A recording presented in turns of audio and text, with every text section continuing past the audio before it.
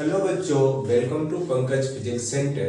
हम पिछले क्लास में आप लोगों से डिस्कस किए थे कि कंपोजिट स्लैब से शिफ्टिंग कैसे कैसे कितना निकाला जाता है, कैसे उसको फाइंड आउट किया जाता है कंपोजिट स्लैब को तब। तो बच्चों, आप उसको वीडियो नहीं देखे हैं तो यूट्यूब पे टाइप करना पंकज फिजिक्स सेंटर और लिखना composite slab through the glass slab और उसका पार्ट 1 और पार्ट 2 प्रॉब्लम का है। बच्चों, आज वह वीडियो को आप देख के आओ ताकि क्या होगा कि आपको कॉन्सेप्ट क्लियर होगा ना।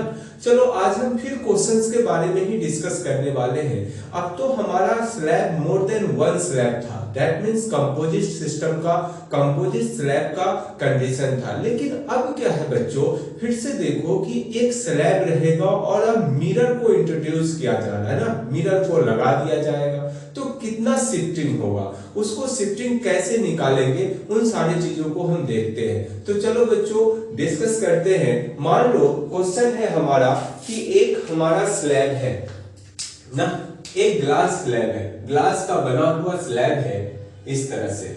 कोई प्रॉब्लम क्या?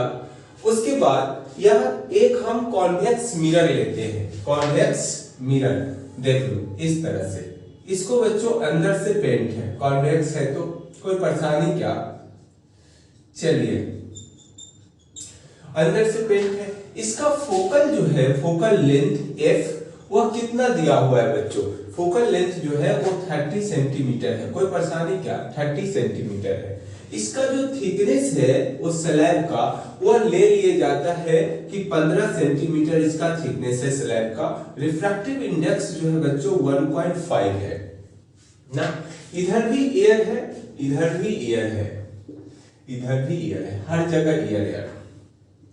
स्लैब और कॉन्वेक्स मिरर के बीच का जो डिस्टेंस है वो 10 सेंटीमीटर है। कोई परेशानी क्या? 10 सेंटीमीटर। अब देखो ऑब्जेक्ट जो रखा हुआ है बच्चों, ऑब्जेक्ट या मान लो कि पोल है, पोल है या पोल या प्रिंसिपल एक्सिस ना। इधर हमारा क्या होगा? फोकस और सेंटर ऑफ कर्वेचर इधर होने वाला है क्या। अब देखो ऑब्जेक्ट जो है बच्चों वो 10 सेंटीमीटर दूर रखा हुआ है। कहां से? स्लैब से 10 सेंटीमीटर दूर रखा हुआ है ऑब्जेक्ट। आपसे पूछ रहा है कि फाइनल इमेज कहां बनेगा ना। Find the final image from pole, मतलब पोल से फाइनल इमेज कहां बनने वाला है वो बताओ आप बस। चलो बच्चों, पहले तो यहां स्लैब है, यहां ऑब्जेक्ट है, तो स्लैब से क्या होगा? शिफ्ट होगा। इमेज जो भी ऑब्जेक्ट है उसका इमेज बनेगा तो शिफ्ट होगा इमेज। तो इमेज का यहां पे क्या लगाओगे? शिफ्टिंग का फार्मूला लगाओगे। तो शिफ्ट कितना होगा बच्चों? तो शिफ्ट कहां से लिखते हैं? याद करो, याद नहीं है तो थोड़ा सा ध्यान दो कि शिफ्टिंग हम हमेशा ऑब्जेक्ट से काउंट करते हैं। ऑब्जेक्ट जहां पे रखा हुआ है उससे कितना शिफ्ट हुआ है, इमेज कितना शिफ्ट होके बना है ऑब्जेक्ट का। तो शिफ्टिंग अब लेफ्ट बनेगा ऑब्जेक्ट से कि राइट बनेगा, इस पे किस बात पे डिपेंड करता है बच्चों। तो कैसे याद करने का क्या लॉजिक बताए थे?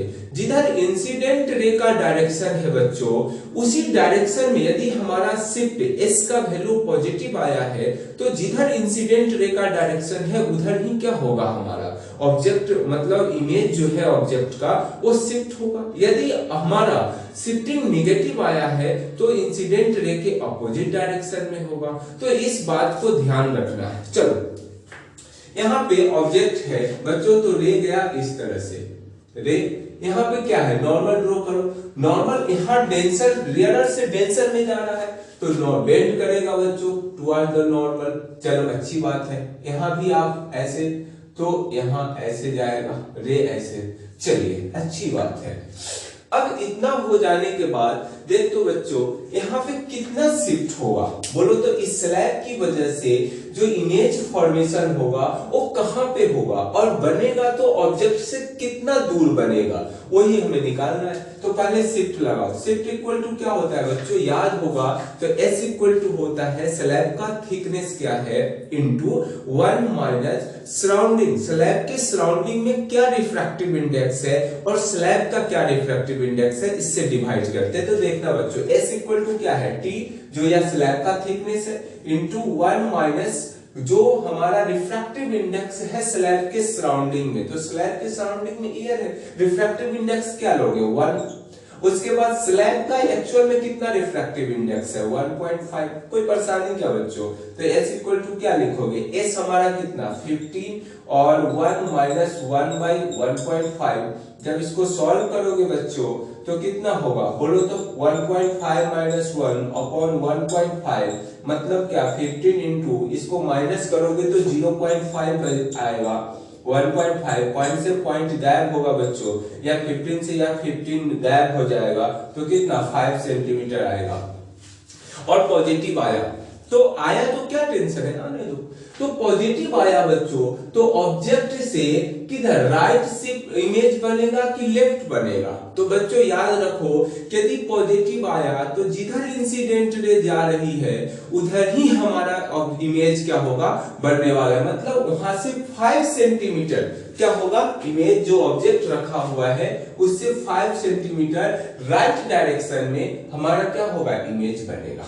चलिए अच्छी बात, यहां पे इमेज बना 5 सेंटीमीटर। अब देखो यह जो आई जो बना है बच्चों, अब यह मिरर के लिए कैसा काम करेगा, ऑब्जेक्ट वर्चुअल ऑब्जेक्ट जैसा काम करेगा।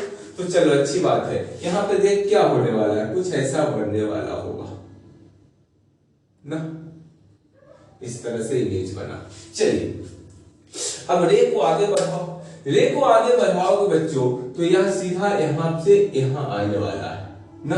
थोड़ा सा और मिरर को दूर बना लो ना, थोड़ा बड़ा सा, कोई दिक्कत क्या बच्चों, इस तरह से हो गया। यहां से फिर रिफ्लेक्ट करेगा, अब रिफ्लेक्ट करेगा तो रहने दो, थोड़ा इसको भी बड़ा बना लेते हैं ताकि क्या हो, हमारा इमेज बनाने में इजी पड़े। इस तरह की कहानी है ना। अब देखो ये रहने दो।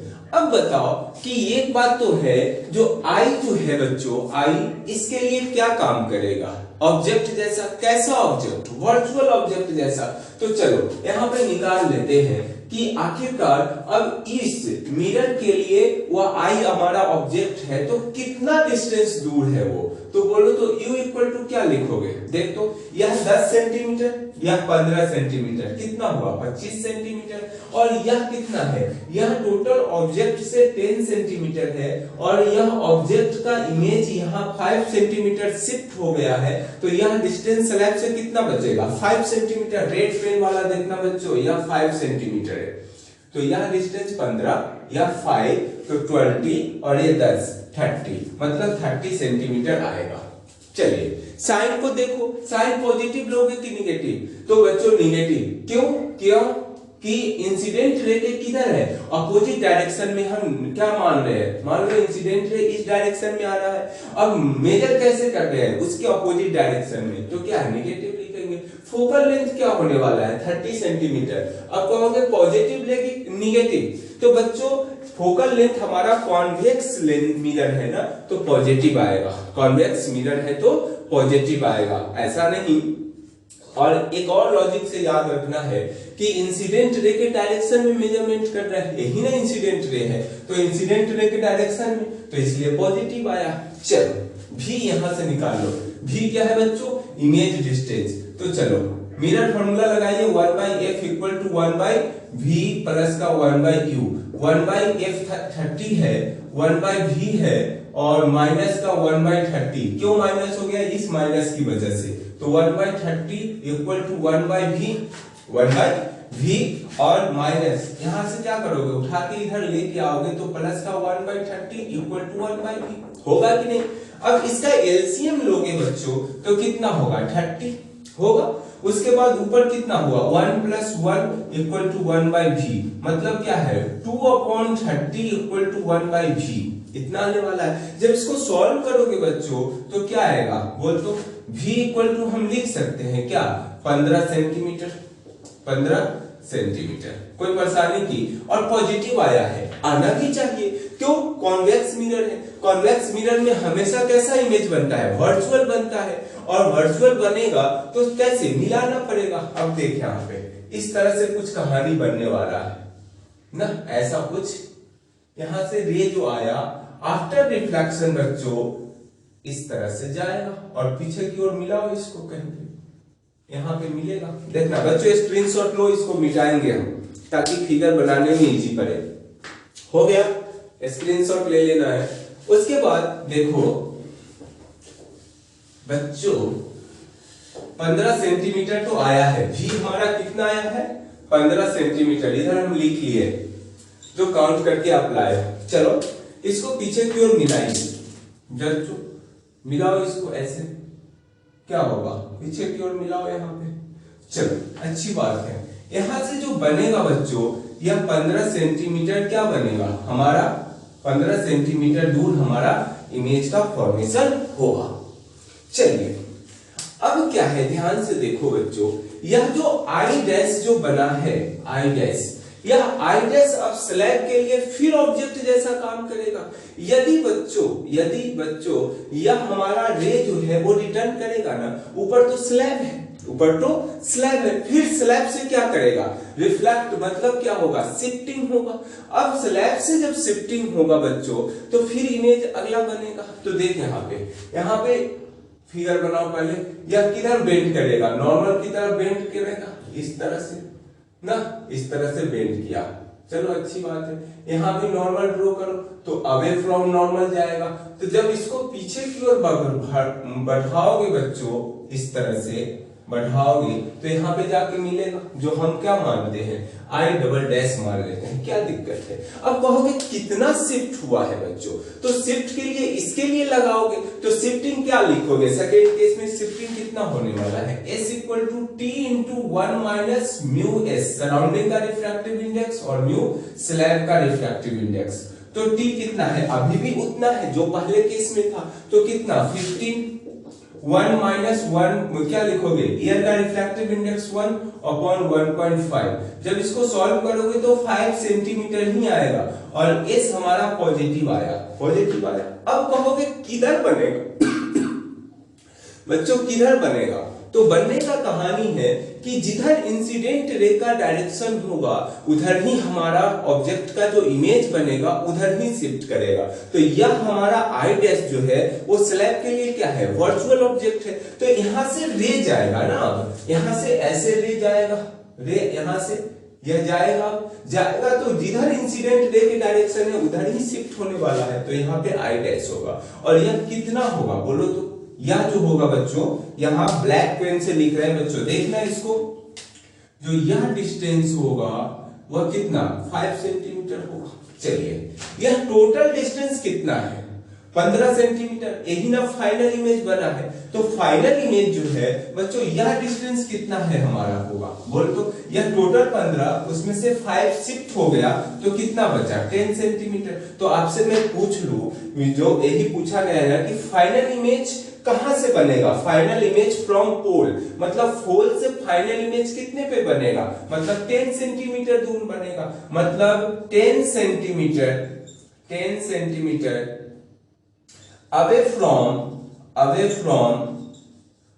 पोल ना, अवे फ्रॉम पोल से 10 सेंटीमीटर दूर बनने वाला है, मतलब 10 सेंटीमीटर दूर बनेगा फाइनल इमेज। तो इस तरह से लिख देना है, फाइनल इमेज कहां बनेगा बच्चों 10 सेंटीमीटर दूर बनेगा। कोई रॉकेट साइंस है कि बच्चों। तो इस तरह से अब आपसे मैं इसमें कोई भी मिरर पुट कर दे, या कॉन्वेक्स मिरर यहाँ पे है, अब कॉनकेव मिरर लगा दे, क्या दिक्कत है, बनेगा। सेम कहानी इसी तरह से आपको करना है। तो चलो बच्चों हम अगले वीडियो में आपसे मैं फिर इसी टाइप का एक और क्वेश्चन आपसे डिस्कस करने वाले हैं। यहाँ पे कॉनकेव मिरर लगा देंगे और कॉनकेव मिरर के साथ क्या कंडीशन आएगा उसको भी सीख लेना है। फिर अगले एक और टाइप का क्वेश्चन आता है, ऑटो कॉलिमिनेशन का कॉन्सेप्ट आता है, तो उसको भी सीखेंगे। बच्चों हम हर पार्ट में डिफरेंट टाइप्स का क्वेश्चन कर रहे हैं, तो हर पार्ट को आपको देखना बहुत जरूरी है ताकि आपको डिफरेंट टाइप का जो भी कॉन्सेप्ट है वो आपको समझ में आए ना। तो बच्चों इस वीडियो को यहाँ से क्या करना, देखना है और जहां भी आपको बुक में क्वेश्चंस मिले उस क्वेश्चन को करो ताकि आपको और कॉन्सेप्ट क्लियर होगा ना। तो बच्चों फिर हम अगले वीडियो में आपसे मिलते हैं। That's it.